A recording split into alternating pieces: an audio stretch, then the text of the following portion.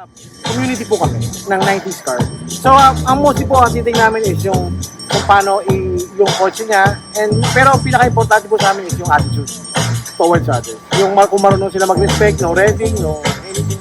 Basta chill lang. Pwede naman. Kasi po nung 90s, pinaghihirapan lahat ng pyesa eh.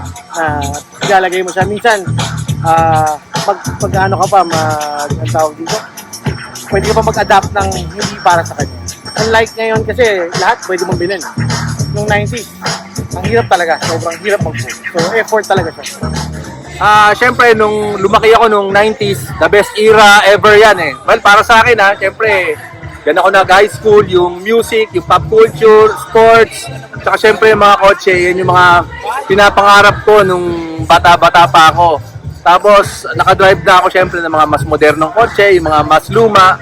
Sa tingin ko talaga yung 90s car ang perfect na balance ng technology, yung pagiging madali i-drive, at saka yung, yun nga, pagiging masaya. Yun, nung bata ako, nanonood ako ng WRC, yung World Rally Championship. Nakikita ko yung Lancer na ordinaryo.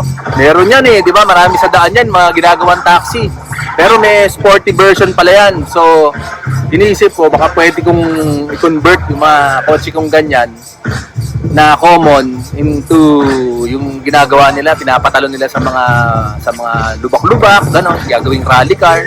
So, ayun. Tapos, nung nakadrive nga ako, saya nga siya i-drive. Tsaka, habang patagal mo siyang dinadrive, lalo kang nag-e-enjoy. Kahit siguro, bigyan ako ng Lamborghini. Maganda yung Lamborghini pero parang okay sa akin to eh. Kasi pwede mo araw-arawin, pwede mo ipamalengke, tapos matulin, tapos, ayun, saka kasabay ko na sa paglaki.